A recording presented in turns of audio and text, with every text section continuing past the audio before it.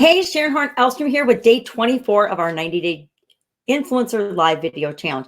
We're working on the Epiphany Bridge Script, what I think is the most powerful storytelling script out there. And if you master this, you can use it for absolutely everything in your business and in your life. It's one of the most powerful, persuasive ways of telling a story for anything. So today is day 4. I'm breaking it down into 9 days and 9 little chunks that you'll practice each piece, and then you'll be able to put them together. You'll be able to tell Epiphany Bridge stories that can last several hours or several days or months in a podcast or video format to like 5 minutes. I can tell my Epiphany Bridge story or an Epiphany Bridge story, one of mine, because of course we have more than one, in like 5 minutes or less. It can become part of your elevator pitch. You can actually boil the whole thing down into a sentence or two once you understand all the pieces and you get creative and you understand your story and the message that you're trying to promote or share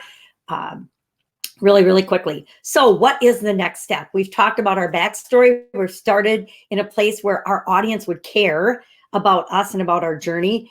Then we've shared our internal and our external desires. Today, we're going to talk about the wall or the problem or the challenge that we hit in our current situation. So we're going back to, for me, for example, the current situation was I was running a bunch of businesses. I was working myself to death, literally had a sudden cardiac arrest, was in the hospital.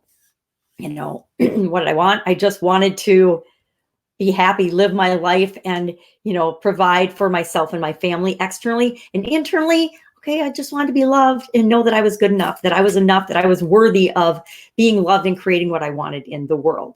And then the wall, and our wall can be, and it answers the question. Remember this little chart of the wall? Let's see if I can find the wall. So we've talked about these things for the first 3 days. Today is day 4, the wall.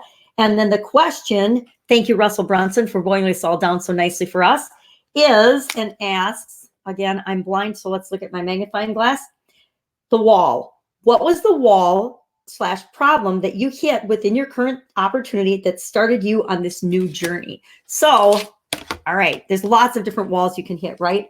I've hit a lot of different walls in different stories and in different opportunities and in different situations that gives me a plethora of stories to share, right? But in this particular story that I'm telling throughout my journey, I'll talk about, you know, I'm in the hospital. I realize that what I've been doing is maybe not working for me. I don't think it gets better than dropping dead to be a huge indication that something's got to change, right? I mean, I don't think there's a more pronounced or more in my face version of, okay, what you're doing ain't working. You got to try something else. I hate the word ain't. Not even sure why I used it. But think about, and whatever is pertinent to the story that you're telling will be the wall that you hit. It might be, for example, a health challenge. I'll just share some of my brainstorm list of things that have happened in my life that have been walls for me. And they were clear indicators that, boom, something's got to change.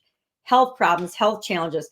My dropping dead was not my first health challenge. It was just the first one that stopped me in my tracks enough that I actually paid attention and knew that something had to change in my life. I know, scary, right? But I've had chronic pain for most of my life. I'm legally blind. I've had a whole series of ever increasing, more severe health challenges that led up to my death. But I didn't know any of this until after it happened, and I went on a journey to discover what the heck had happened and why.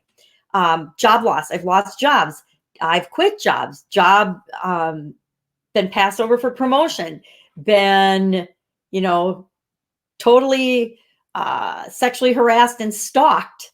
I'm divorced. So my divorce was before the divorce. There were lots of events leading up to that where I hit the wall and I knew I needed to get divorced. And I could talk about that, but I'm not going to. It's kind of a personal thing.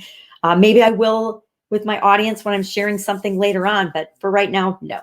I've closed businesses. I've quit businesses. I've changed and transitioned and totally morphed businesses into something different.